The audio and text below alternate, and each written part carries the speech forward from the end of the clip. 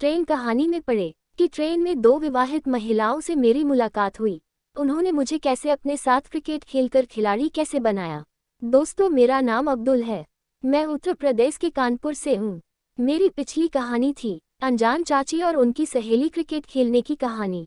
आज मैं आपको एक सच्ची ट्रेन कहानी बताने जा रहा हूँ। ये घटना कुछ समय पहले ही मेरे साथ हुई थी। बात उस समय की है जब मैं कानपुर गया था। वापस आते वक्त मैं ट्रेन में सफ़र कर रहा था। मैंने ट्रेन एसी फर्स्ट में अपनी सीट बुक कराई थी, जिसमें मैंने मेरा पर्सनल केबिन बुक कर था। मैं थका हुआ था और सो रहा था। मैंने करीब 4 घंटे अच्छे से नींद ली और जब उठा तो उस समय रात के 2 बज रहे थे। मैंने सोचा अब नींद नहीं आ रही तो कुछ काम ही कर देता हूँ। मैं लैपटॉप निकालकर अपना काम करने लगा। थोड़ी ही देर बाद किसी ने मेरे केबिन का गेट बजाया। मैंने उठकर गेट खोला तो देखा कि बाहर 3 महिलाएं थीं, जो कि मेरे केबिन का गेट खटखटा रही थी। मैंने पूछा, जी बोलिए। उनमें से एक लेडी बोली, क्या आपके केबिन की लाइट जल रही है? मैंने कहा, हाँ जल रही है। क्यों? वह बोली, हमारे केबिन में बिल्कुल अंधेरा हो रखा है। हम लाइट जलाने की कोशिश कर रहे हैं पर नहीं जल रही है। टीटी अभी तक नहीं आया है। क्या आप कुछ हमारी हेल्प कर सकते हैं? मतलब आप टीटी को बुला दे या लाइट ठीक कर दे। मैंने कहा, ओके, आप चलिए, पहले एक बार मैं ही देख लेता हूँ कि लाइट को क्या हुआ है। मैं उनके केबिन में गया। मैंने देखा कि उन्होंने लाइट का मेन स्विच बंद किया हुआ था। ये केबिन के बाहर ही होता है। मुझे लगा कि यह शायद इनसे गलती से हो गया होगा या इन्हें मालूम ही नहीं होगा कि इधर से मेन स्विच खोलना होता है। मैंने पूछा कि आपके केबिन में लाइट कब से नहीं जल रही है? इस बार दूसरी वाली लेडी बोली, अभी थोड़ी देर पहले तो जल रही थी। फिर अचानक से बाजी अपने बैग से कुछ निकालने गई और अपने बैग को वहां वापस रखा तो लाइट चली गई। मुझे लगा कि यह बैग रखने गई होगी, तब वो स्विच ऑफ हो गया होगा। मैंने उनसे कहा, कोई बात नहीं, आपके केबिन का स्विच ऑफ है, इसीलिए लाइट नहीं जल रही है। स्विच ऑन करते ही लाइट आ जाएगी। मैंने बाहर जाकर जैसे ही स्विच ऑन किया, लाइट चालू हो गई। फिर मैंने पीछे मुड़कर देखा तो उन दोनों भाभियों की चिट कुछ अजीब सा रखा हुआ था, जिसको देखते ही मेरी आंखें सिकुड़ गई। जब मैं ध्यान दिया, उधर एक भाभी की सीट पर रखा था। मैंने उस अजीब सा को नज़र भर के देखा और उस भाभी को बोला, लो आपकी जल गई। मैंने कहा, आपकी लाइट? वह हंस के मेरे तरफ देखने लगी। मैंने सोचा शायद इन तीनों की खेत पानी से प्यासी है, इसलिए यहाँ मजे कर रही है। फिर उनमें से एक भाभी बोली, अच्छा, आपने हमारी बड़ी हेल्प की। मैंने जाने लगा तो दूसरी बोली, अरे थोड़ी देर बैठो ना, तुम अकेला ही सफ़र कर रहे हो या तुम्हारे साथ कोई और भी है? मैंने कहा, मैं अकेला ही हूँ। तो उसने कहा, ओके, फिर क्या जल्दी है, बैठो। ऐसे ही बात करते करते मैं वही सीट पर बैठ गया और उनसे बातें करने लगा। उन तीनों ने ही गाउन पहना हुआ था। मैंने लवा और टी शर्ट पहनी थी। मैंने उनसे पूछा, आप लोग कहाँ जा रही है? एक भाभी बोली, हम तीनों मुंबई जा रहे हैं। मैंने कहा, ओके। उसने मुझसे पूछा, तुम कहाँ जा रहे हो? मैंने कहा, मैं कानपुर जा रहा हूँ। वह बोली, अच्छा, मतलब तुम कानपुर से हो?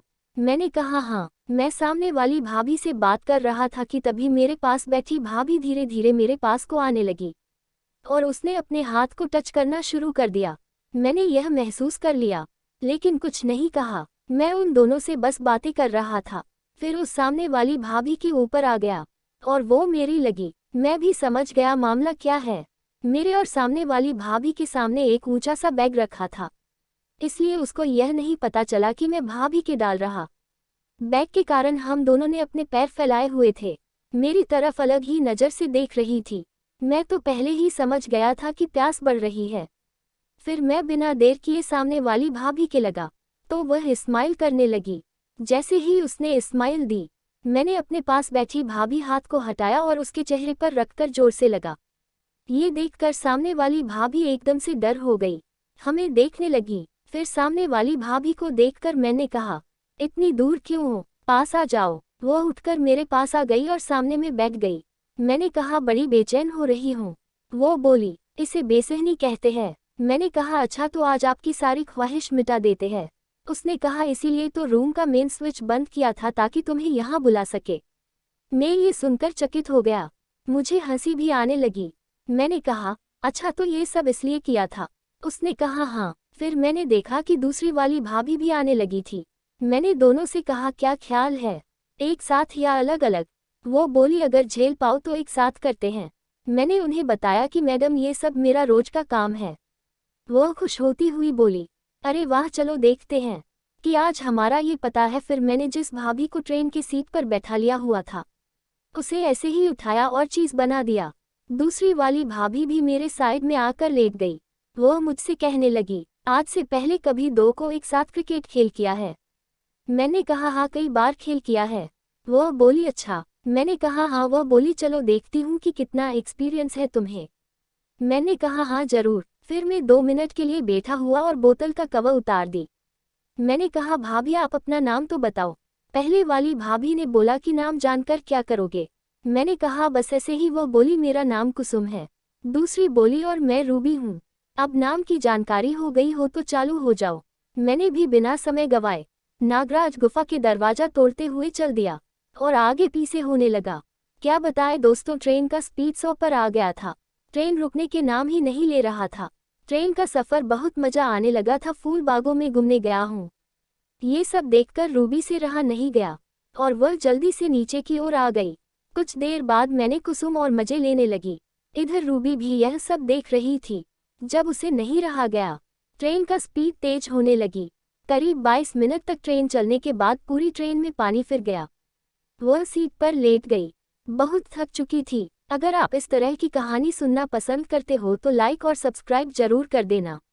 धन्यवाद।